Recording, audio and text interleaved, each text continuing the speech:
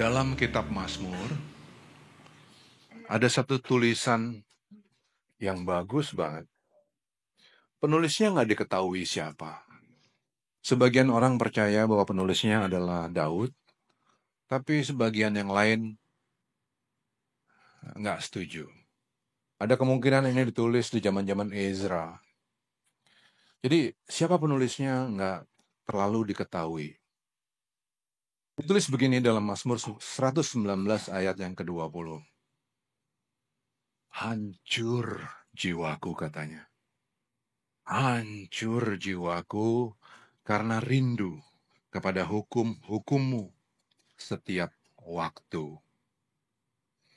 Kata jiwa dalam bahasa Ibrani yang ditulis dalam ayat itu berasal dari nomina feminin. Ini nominanya feminin nefesh. Karena itu kata hancur dalam ayat itu pakai bahasa Ibrani garsah yang nominanya juga adalah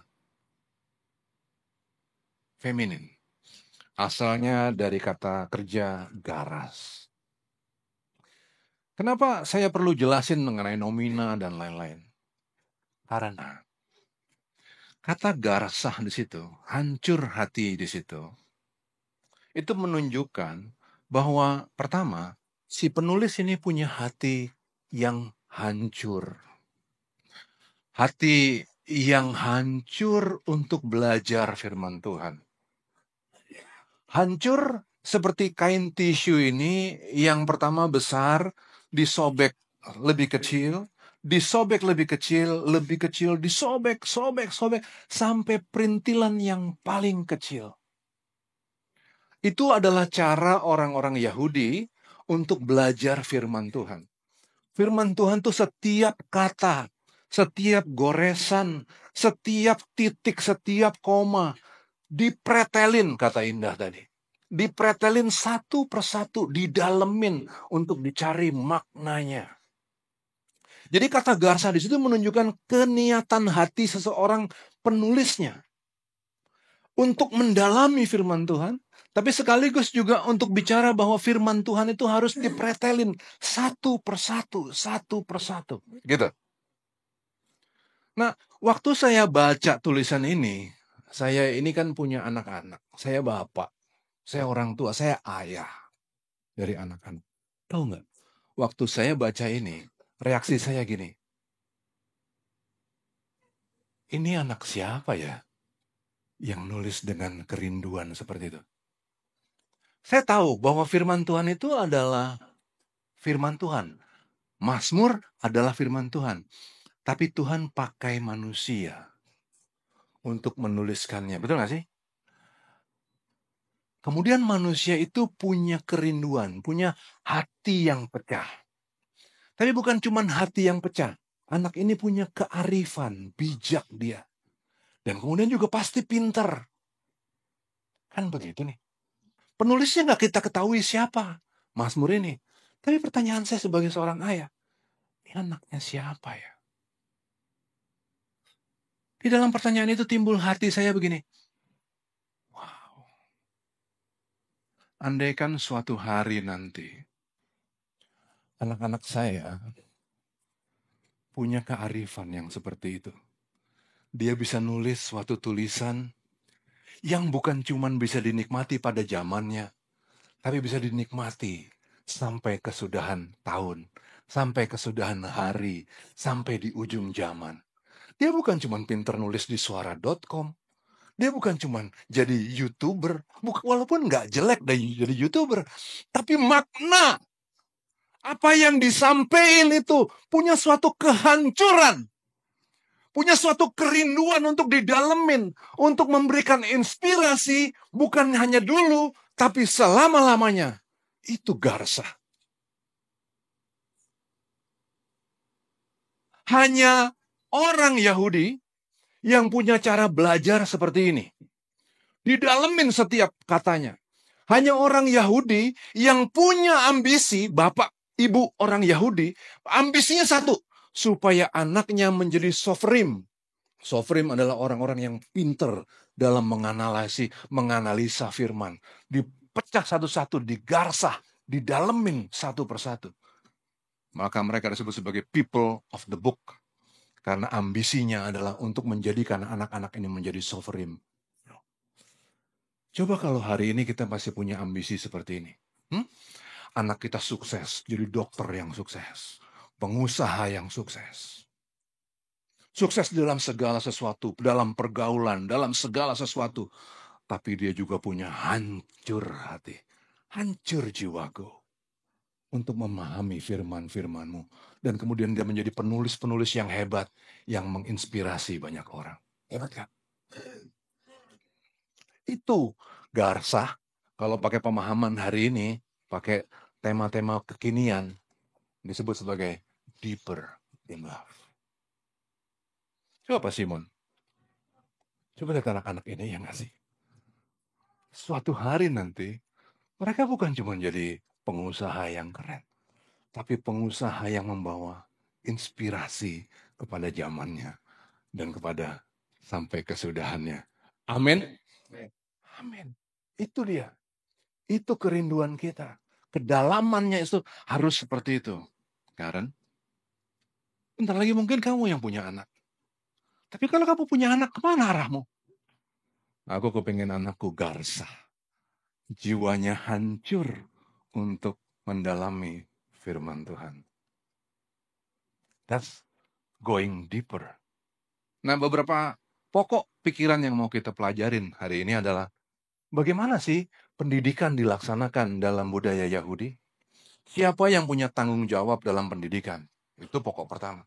Yang keduanya, untuk bisa punya anak yang seperti ini, orang tua itu seringkali dihancurin.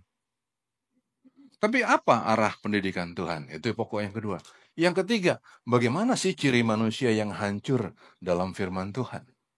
Nah, tadi saya udah cerita bahwa betapa saya merindukan suatu hari nanti anak-anak ini menjadi anak-anak yang garsah, yang hancur hatinya untuk firman Tuhan. Gitu ya. Tapi rupanya, waktu saya pelajarin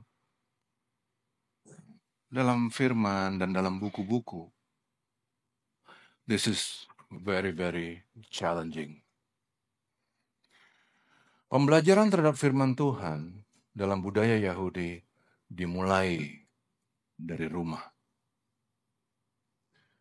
Dalam buku Education in Ancient Israel, diedarkan oleh Cornell University tahun 1919. Ini buku kuno. Saya sengaja cari sumber yang kuno. Dia bilang bahwa firman Tuhan memberikan hak yang luar biasa kepada seorang ayah. Dalam pendidikan, ayah itu he has an absolute power. Dia seperti tiran. Ditulisnya begini deh, ini kata-kata yang dipakai dalam buku itu. The ancient Hebrew family was absolute monarchy, with the father as absolute monarch at the head. Bapak itu dibikin jadi raja. Untuk mendidik keluarga, mendidik anak. Kemudian, sorry ya, ini saya mau cerita, tapi memang apa adanya. Ini keras. Kepada Bapak dikasih hak seperti ini. Ini firman Tuhan. Dia bilang begini, hajarlah anakmu selama ada harapan. Hajar. Tetapi jangan engkau menginginkan kematiannya. Hajar. Marah boleh. Tapi jangan kamu murka kepada anakmu. Marah mendidik, murka membunuh. Itu pertama, dikatakan begitu. Lebih lanjut lagi. Dikatakan begini dalam Amsal. Saya baca bahasa Inggrisnya. Bahasa Indonesianya penerjemahannya rada kurang pas. Do not withhold discipline from a child. Jangan takut untuk kasih disiplin yang keras. You punish them with the rod. Kalau perlu kamu pukul pakai pentung. Pukul. Sampai merah. Pukul. They will not die. Pukul. They will not die. Punish them with the rod and save them from death. Lebih baik kamu pukul, keras kamu, Tapi kamu nggak biarin dia mati. Karena kalau kamu nggak tegas, kematian akan jemput mereka. Mereka nggak tahu kebenaran. Gitu. Lebih keras lagi. I have to tell you this. I'm sharing sesuatu yang memang keras sekali dalam firman Tuhan. Dikatakan begini. Apabila seseorang mempunyai anak laki-laki yang tadi sudah dipukul, dimarahin, dikasih hukuman keras. Apabila seseorang mempunyai anak laki-laki yang degil dan membangkang, yang tidak mau mendengarkan perkataan ayahnya dan ibunya, dan walaupun mereka menghajar dia, tidak juga ia mendengarkan mereka, maka haruslah ayahnya dan ibunya memegang dia dan membawa dia keluar kepada para tua-tua kota di pintu gerbang tempat kediamannya, dan harus berkata kepada para tua-tua kotanya, anak kami ini degil dan membangkang. Ia tidak mau mendengarkan perkataan kami. Ia seorang pelahap dan peminum. Maka haruslah semua orang sekotanya, apa di situ? Melempari anak itu dengan batu sampai mati. Demikianlah harus kau hapuskan yang jahat itu dari tengah-tengahmu. Dan seluruh orang Israel akan mendengar dan menjadi takut. Kejam, keras. Tapi landasan berpikirnya tuh begini. Karena anak adalah mutiara yang Tuhan kasih kepada orang tua. Anak ini harus dibawa menjadi sovereign, menjadi orang yang hancur hatinya, orang yang kepingin belajar firman Tuhan. Maka lebih baik dicambuk, dikasih disiplin yang keras, daripada dia hancur, hilang, ditelan dalam kejahatan. Firman Tuhan juga nyatat suatu pengalaman dari Imam Eli. Ada imam di kota Silo. Kota Silo ini adalah tempat di mana dulu ditaruh tabut perjanjian. Dia melayani di situ dan dia punya 2 anak, namanya Hofni dan Pineas. Hofni dan Pineas ini curang. Setiap jemaat bawa persembahan, selalu diambil yang paling baik. Mereka bilang gini, biar ini buat imam. Orang-orang bilang, loh, bukannya ini harus dibakar ya? Untuk kepentingan Tuhan. Kamu mau kasih atau aku ambil dengan kekerasan? Akhirnya jemaat bilang, ya udahlah, ambillah ini. Imam Eli diam aja. Ngelihat kelakuan anaknya yang seperti ini. Anaknya berzina dengan pekerja-pekerja di tempat bait Allah. Imam Eli diam aja. Ada sih Imam Eli ngomong. Imam Eli bilang gini, udah dong, kalian jangan begitu dong. Udahlah, stop lah, gitu. Yang mana sebetulnya berlawanan sama firman Tuhan tadi. Apa yang dibilang tadi? Kalau perlu gebuk, ya nggak sih? Gebuk, daripada dia mati nanti. Daripada dia terhilang, daripada dia nggak kenal firman Tuhan. Lebih baik kamu keras. Gitu. Tapi kan hari ini kan susah ini diterapin kan? Banyak orang yang bilang, aduh nanti gitu. Saya nggak bilang bahwa kita harus gebukin anak kita. Yang saya bilang adalah lebih baik kita keras, berarah, jelas. Ketika itu mengenai pendidikan rohaninya, ketika itu mengenai pendidikan spiritualnya, keras, tegas, kasih contoh. Ini yang penting. Kasih contoh. Jadilah inspirasi buat anak-anak kita. Imam Eli pasti nggak jadi contoh. Dia belajar dari mana anak-anak ini? Kok jadi makanin yang paling enak, yang paling bagus, nikmatin perempuan-perempuan sana sini? Dia dari mana? Kok bisa anaknya imam jadi begitu? Dari mana anak-anak ini? Dari ketidaktegasan berarti kan? Dari mana lagi? Dari contoh. Apa contohnya? Gitu. Minggu lalu kami ketemuan nih sama tim musik. Terus saya sampaikan, look, tim musik. Dalam waktu-waktu yang ke depan, kalian bakalan diputerin. Bukan hanya main di umum. Kalian main di sekolah minggu nanti. Sekolah minggu. Untuk pemusik di banyak gereja, main di sekolah minggu tuh downgrade. Kok main di sekolah minggu? Kalau main di umum, tuh keren. Tapi kalau main di sekolah minggu, ayo dong. Kita udah senior banget, maksudnya main di sekolah minggu, yang bener aja lo ya kan. Tapi saya bilang, ya main di sekolah minggu, dan main di sekolah minggu itu adalah kehormatan tahu. Kenapa? Karena bukankah dengan main di sekolah minggu kita kasih contoh kepada anak-anak itu? Bahwa mereka dilayani dan pelayanan kepada mereka bukan cuma sembarang-sembarang. Bukan asal cap-cip-cup kembang kuncup. Tapi yang terbaik kita kasih ke mereka. Gitu kan? Dan, tahu nggak? Bapak Ibu, kita ini diberkati Tuhan luar biasa. Sama anak-anak sekolah minggu yang luar biasa. Natal kemarin kita lihat kan? Betapa mereka rekamannya pakai, kedengeran lah dari suaranya bahwa mereka antusias. Iya nggak sih? Tahu nggak mereka punya permintaan apa? Permintaannya gini, tolong dong kasih kita contoh. Kasih hamba-hamba Tuhan, pelayan-pelayan Tuhan yang main di umum, yang bisa main di mereka, supaya mereka punya contoh. Ini kan anak-anak yang hancur. Anak-anak yang perlu dikasih inspirasi, ya nggak sih? Maka saya bilang, layani mereka. Harus mau. Jangan ngerasa dikecilin. Justru adalah kebanggaan.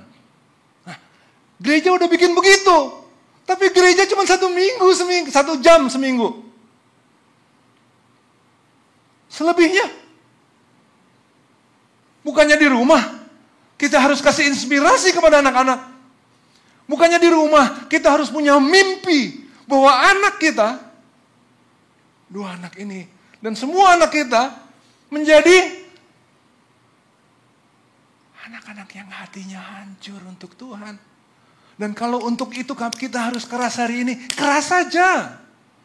Tapi bukan berarti digebukin, gak dikaru-karuan, bukan itu loh ya. Tapi tegas. Tegas juga dalam bentuk percontohan yang jelas. Wujud kita tuh jelas. Kita ini orang tua, kita harus jelas siapa kita. Jangan cuma kelihatan keren di gereja, tapi juga benar-benar keren di setiap harinya. Itu dia, deeper in love.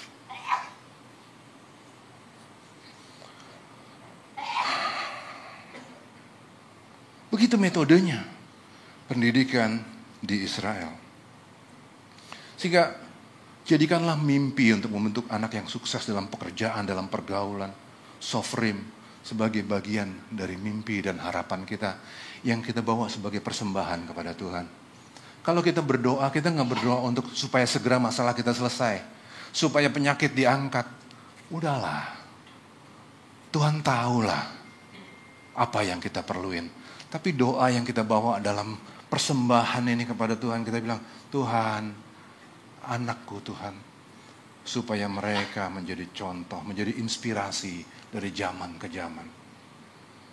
Itu mimpi kita. Amin.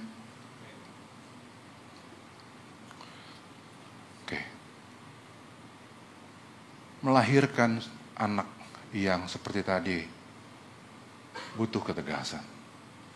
Tapi juga untuk melahirkan keluarga yang seperti ini, anak-anak yang seperti ini, orang tua pun dihancurkan. Dihancurin.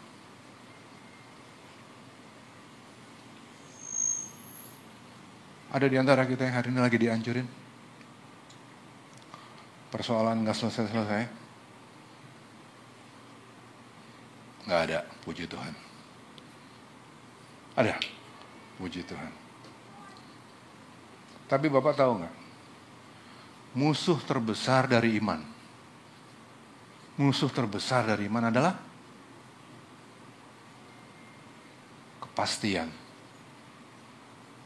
Kenyamanan. Aduh, itu. Ampun itu kan.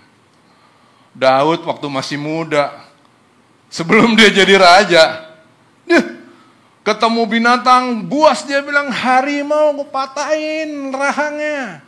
Beruang, kecil, hajar. Sambil dia nyanyi kecapi, cering. Ngadepin beruang dia gak ada takut-takutnya dia. Tapi waktu kenyamanan, kemapanan, kepastian, waktu dia jadi raja, kacau dia. Ur dibunuh, istrinya diambil, ya kan? Datang Nathan, dia bilang, kamu ya, firman Tuhan nih katanya. Nathan bilang, firman Tuhan, kalau kamu dulu ya kamu aku bawa menjadi raja. Kalau ku berkati kamu luar biasa. Kalau kurang pun, firman Tuhan bilang, kalau kurang pun kamu minta aku tambahin. Tapi nggak begini caranya, kamu bunuh tuh suami orang, suami orang, istrinya kamu ambil. Kenyamanan, kepastian, malah jadi musuh. Persoalan bahwa orang tegar dalam Tuhan, dia nyari Tuhan. Kalau udah nyaman, udah pasti butuh Tuhan. Belum tentu orang butuh Tuhan. Eropa hari ini, kemarin waktu sama senior saya bagi ini nih, saya terpengaruh banget sama omongannya Wapres Amerika di depan Security Council di Munich beberapa hari yang lalu. Orang Eropa nih, petinggi-petinggi Eropa semua. Wapres bilang begini, Amerika selama ini selalu bantu Eropa. Pendanaan, keamanan, tentara, semuanya untuk Eropa. Karena kami pikir selama ini kita satu dasar. Dasarnya apa? Kekristenan bukan? Mengasihi orang lain bukan? Menjaga keamanan untuk kepentingan Tuhan bukan? Hari ini Eropa kemana? Orang Kristen. Waktu Piala Dunia, itu Olimpiade waktu itu, ada server di papan surfnya ada gambar Yesus, dilarang. Capek nggak? Pembukaan Olimpiadanya model begitu, iya kan? Tapi begitu ada orang bawa gambar Yesus, dilarang. Apapun yang bicara tentang kekristenan hari ini, dilarang di Eropa. Di Scotland bang, ada wilayah-wilayah yang disebut dengan safe zone. Apa tau nggak safe zone? Orang yang ada dalam safe zone nggak boleh berdoa di dalam rumah, mati. Nggak boleh doa di rumah, nggak boleh. Kan ngeri kan? Kalau ada orang berdoa dalam rumah, disebut mereka melakukan kejahatan dalam pikiran. Sejak kapan pikiran jadi kejahatan? Kejahatan itu adalah pikiran yang dibuat. Baru kejahatan. Mau nipu orang aneh. Apakah itu kejahatan? Belum. Kalau belum dilakuin. Berdoa jadi kejahatan dalam pikiran itu piye? Itu bahasa Ibrani, piye? Kan ngeri nih. Jadi Amerika bilang, terus ngapain kita bantuin Eropa? Tumben ya, Amerika juga melek gitu ya. Tapi kan ini kan sesuatu yang dahsyat kan. Yang nunjukin bahwa kemapanan, kenyamanan, kepastian adalah musuh besar dari iman. Kalau ngeliat Bapak Ibu di sini muka-mukanya kan muka-muka yang pengalaman nih. Problem kita lahap nggak? Iya Bu. Problem gimana Bu? Problem. Bawa mari, gitu kan Bu? Pak Yusuf, problem? Hajar. Emang kita hidup dalam persoalan ya Pak ya? Hajar. Tapi kenyamanan? Wah, ada ini lain lagi ceritanya nih. Kalau kenyamanannya nggak sih? Waktu saya kecil, kita tuh hidupnya di gang. Yang kalau hujan, lumpur, belok di mana-mana. Udahlah belok di mana-mana, sini ada parit. Tahu nggak sih rawa.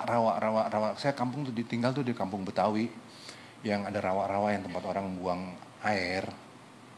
Nggak ada lele, ada cuman paling lele di situ. Beberapa kali orang mati kejebur di situ, anak kecil mati, gara-gara nggak jelas tempatnya dan licin jalannya. Kita tinggal di rumah yang nggak jelas gitu kan ya, pakai gedek bambu gitu. Terus kadang-kadang gajinya bapak rupanya kurang. Jadi kadang-kadang kita mesti jual koran atau botol-botol bekas, tau gak sih? Mesti dijual, ditimbangin, dikiloin. Untuk pergi untuk jual, saya jalan depan mama di jalan yang belok gitu kan. Mah sini mah. Sini Ma, ikutin Mas Wi. Aku nyebut diri Mas Wi. Sini, ikutin Mas Wi, sini, sini, sini. Lewat jalan yang Mama jangan situ. Injek sini, itu masih kecil saya. Ngadepin itu semua. Kita rajinlah berdoa. Berlutut, iya dong. Tapi waktu udah lebih mapan, tantangannya justru lebih berat gak sih? Iya, ngadepin kesulitan berat. Tapi ngadepin kemapanan.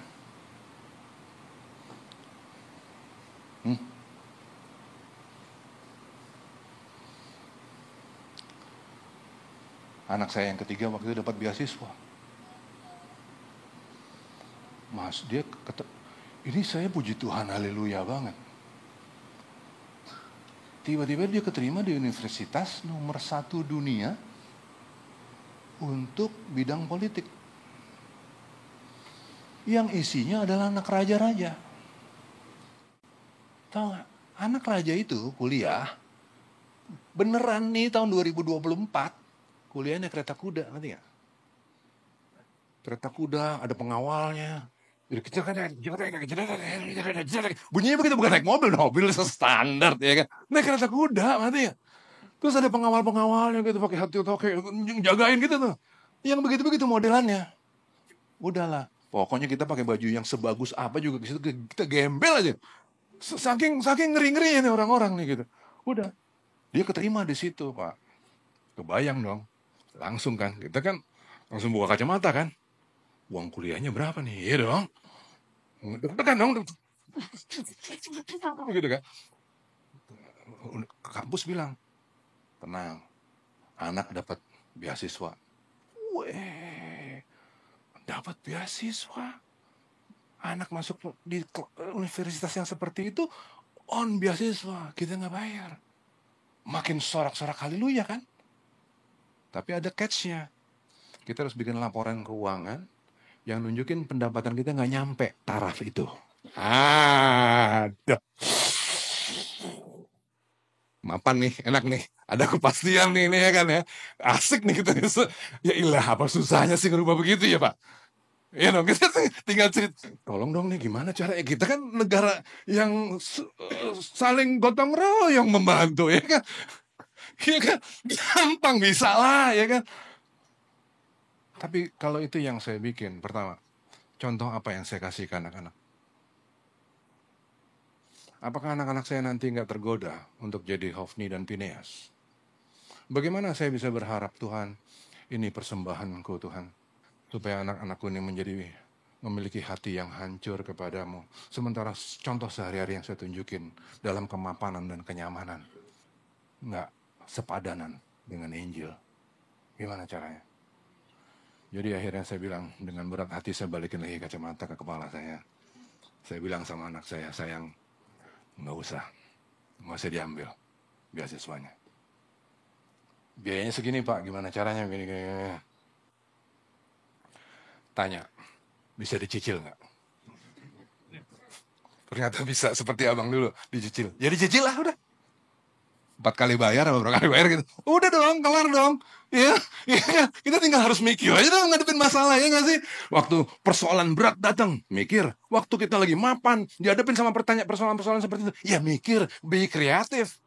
Think about it. Cari jalan keluar. Tuhan pasti menyertai. Kan begitu kan? Nggak perlulah kita kayak orang-orang gitu. Ya, Tuhan, aku berdoa, aku push. Tuhan, aku push. Supaya engkau mengikuti kehendakku. Kehendakku apa kehendakmu sayang? Kehendakmu Tuhan yang jadi. Tapi biarlah kehendakku yang kau jalanin.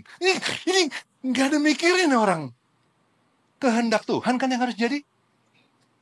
Bukan kehendakku kan? Tapi yang sering orang bikin. Dobrak pintu surga. Dobrak. Doa. Nggak mempan. Puasain. Nggak mempan juga. Toreh-toreh badan. Lukain. Apaan sih? Enggak, kita nggak model begitu. Kita di live house. Jemaat Tuhan yang mau bertumbuh. Jemaat Tuhan yang dikasih anak-anak sekolah minggu yang seperti itu. Kita mengucap syukur kepada Tuhan, bukan? Dalam segala perkara, bukan? Lagunya Novel tadi bagus banget loh. Vel, bantuin kita nyanyi yuk. Mana tuh lagunya Novel tadi, lagu terakhir, Vel? Nah, sambil mereka siap-siap. Kemapanan itu loh yang justru adalah tantangan yang besar. Gitu. Nah, Tuhan bilang begini loh ya, jangan lupa ya. Tuhan bilang begini.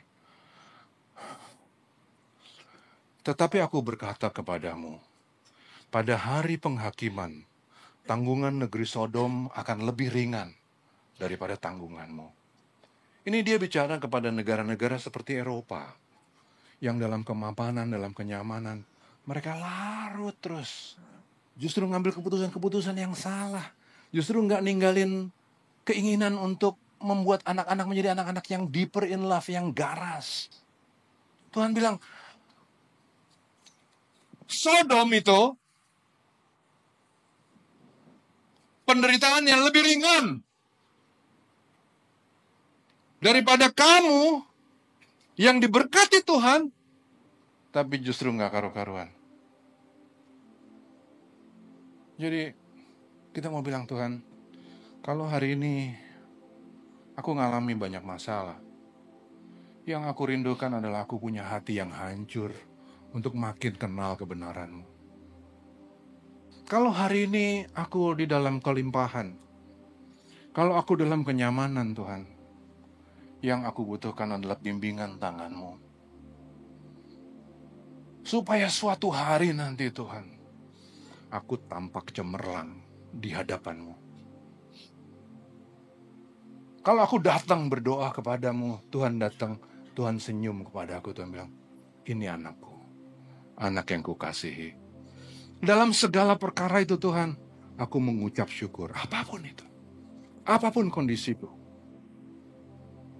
Anak problem, ya udah, Tuhan tahu anak kita problem. Tapi hari ini kita benahin kita dulu. Mengucap syukur. Mengucap syukur dalam pujian bisa kita buat. Tapi apakah kita bisa mengucap syukur dalam kenyataan hidup? Jawabannya bisa. Tapi kita perlu pengertian. Saya sampaikan begini. Ini tulisan Paulus dalam Efesus 4 yang ke-1. Dia tulis begini. Sebab itu aku menasihatkan kamu, kata Paulus. Aku orang yang dipenjarakan karena Tuhan. Supaya hidupmu sebagai orang-orang yang telah dipanggil berpadanan dengan panggilan itu. Dari tulisan ini, saya pikir begini. Sehebat-hebatnya Paulus, sepinter-pinternya Paulus, setulus-tulusnya Paulus, Paulus sudah berhenti dalam pelayanannya. Dia udah di penjara, kemudian dia mati. Tapi kita hidup, Bapak Ibu. Hari ini kita dikasih berkat yang luar biasa, jauh di atas apa yang Paulus terima. Untuk mau belajar, kita punya banyak sarana untuk bisa belajar firman Tuhan. Untuk hal macam-macam kita diberkati jauh lebih banyak daripada apa yang diterima sama Paulus. Dia udah mati. Dia udah berhenti dalam pelayanannya. Kita hidup. Therefore, run. Jalanin hidup kita ini. Pakai setiap waktunya sebagai kesempatan untuk bisa berbuah untuk kepentingan Tuhan. Seperti apa itu? Aduh, kalau udah bagian yang sini sederhana banget. Ditulis sama Paulus, karena itu perhatikanlah dengan saksama bagaimana kamu hidup. Aku udah selesai. Aku di penjara, aku orang yang di penjara. Tapi kamu orang bebas. Aku udah mati, tapi kamu hidup. Perhatikanlah dengan saksama bagaimana kamu hidup. Janganlah seperti orang bebal, tetapi seperti orang arif. Dan pergunakanlah waktu yang ada, karena hari-hari ini adalah jahat. Jangan ngomong yang kosong. Aduh, say what you mean what you say. Katakan apa yang memang kita perlu katakan. Mean what you say what you mean. Apa adanya.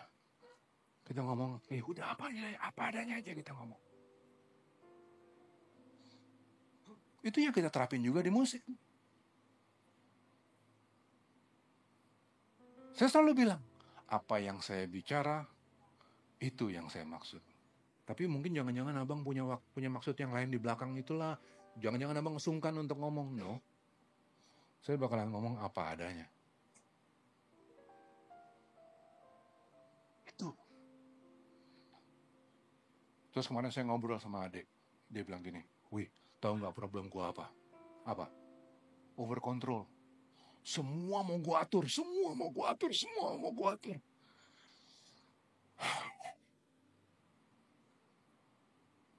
Kayaknya nggak gitu juga kali hidup dalam Tuhan. Kita harus pintar untuk mendelegasikan. Bebal itu bukan cuman kita judi, minum keras, mabuk-mabukan. Tapi bebal itu adalah ketika kita berpikir bahwa segala sesuatu itu bisa kita kerjain sendiri. Itu bebal. Overpowering, semuanya diatur, control freak, semuanya dipentul semua dikecilin. Nggak pernah bisa kasih wewenang buat orang lain. Koreksi itu. Itu kasih wewenang. Kasih kesempatan untuk bisa dialog di rumah tangga, di pekerjaan. Do something. Supaya ketika orang-orang yang di sekeliling kita itu ngelihat kepada kita, dia mikir gini, wow, dia ngucap syukur bukan cuma lewat teori, bukan cuma ngomongnya aja. Tapi benar-benar hidupnya tuh berubah. Tadinya mungkin over controlling, freak segala macam. Tapi sekarang udah enggak. Tadinya enggak sabar, tadinya ngomongnya sembarangan, ngaco. Sekarang berubah. Sekarang saya akhiri di sini.